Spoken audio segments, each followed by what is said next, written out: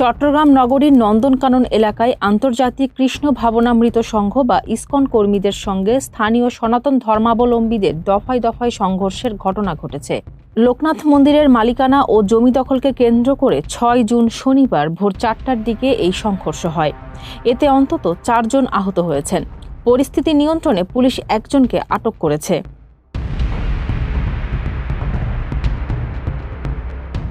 Police ও স্থানীয় সূত্র জানায়, রাত ৩:৩০টার দিকে ইসকনের একদল অনুসারী লোকনাথ মন্দির সংলগ্ন এলাকায় প্রবেশের চেষ্টা করে।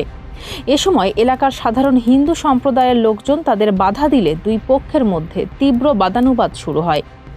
এক পর্যায়ে তা রক্তক্ষয়ী সংঘর্ষে রূপ নেয় এবং মন্দিরের একটি কক্ষ ভাঙচুর করা হয়।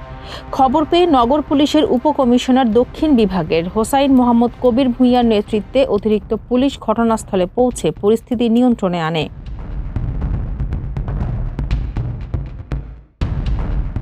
স্থানীয় বাসিন্দাদের অভিযোগ, লোকনাথ মন্দির সংলগ্ন কিছু খাস জমি রয়েছে যা ইসকন পর্যায়ক্রমে নিজেদের নিয়ন্ত্রণে নেওয়ার চেষ্টা করছে। অন্যদিকে এলাকার সাধারণ হিন্দুরা একে তাদের নিজস্ব ধর্মীয় সম্পদ বলে মনে করেন এবং এখানে বহিরাগত কোনো সংগঠনের হস্তক্ষেপ মানতে নারাজ। এর আগেও চট্টগ্রামের প্রবর্তক সংঘের নেতারা ইসকনের বিরুদ্ধে যৌথ চুক্তি অমান্য করা, পাহাড় কাটা এবং পেশিশক্তি ব্যবহার করে জমি দখলের অভিযোগ এনেছিলেন।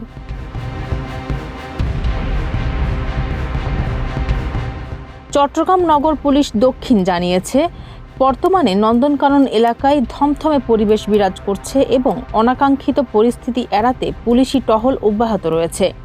প্রশাসন জানিয়েছে, উভয় পক্ষের বক্তব্য শুনে দ্রুত আইনানুগ ব্যবস্থা নেওয়া হবে এবং বিরোধের স্থায়ী সমাধানে উদ্যোগ নেওয়া হচ্ছে। ফারজানা হাসিন, মানবকণ্ঠ।